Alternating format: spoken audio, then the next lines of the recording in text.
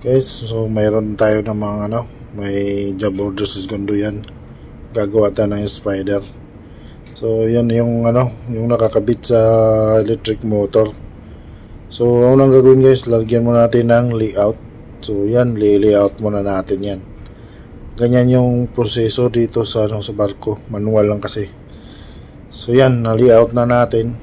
So yan, ganyan ang process. Gagrinder lang natin guys.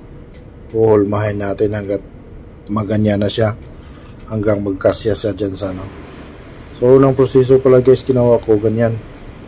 Binutas-butasan ko muna ng maliliit yan. So tapos ganyan, nakaporma na yan guys. Sinusundan ko lang yung guhit niya. So ganyan yung una, yung pinakaunang step yan, ganyan muna. Pag na-layout na ganyan, butas-butasan muna ng maliliit na drill. So pag naliliit na drill na yan, okay na. Tatabasin na naman natin yun ng ng malaking drill. So ganyan dapat siya guys. So yan So tapos ko na yung isa. Dyan yan papasok kasi coupling yan.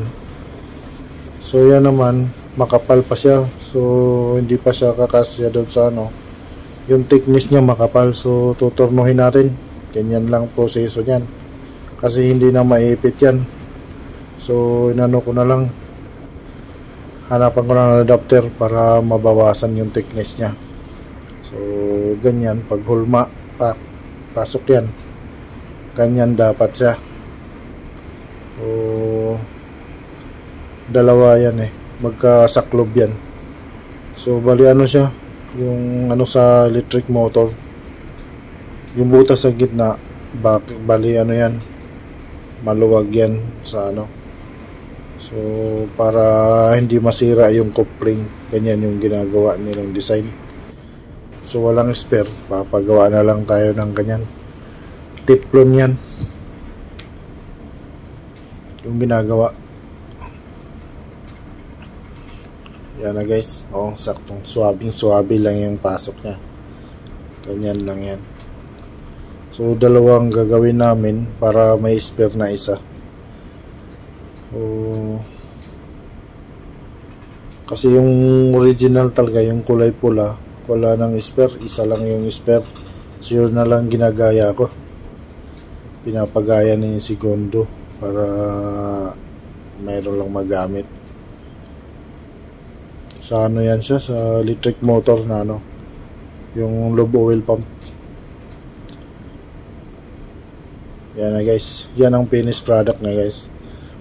Lang yan, mano ko na lang yan. So madali lang naman siya kasi malambot lang.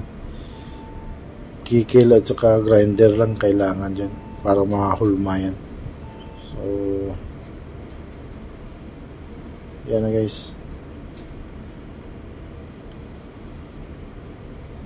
Yan ang niya, yan ang papasukan niya dyan.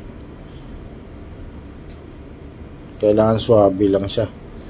Kasi pag hindi pare-pareho yung sukat, hindi papasok yan. Kailangan pare-pareho yung sukat niya dyan para magkasya sa dyan sa housing niya.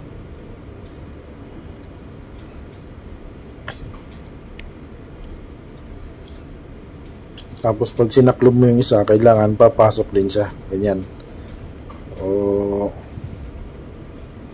Swabe lang yung pasok. So yun guys, tapos na yung isa. So bali isa lang ikakabit.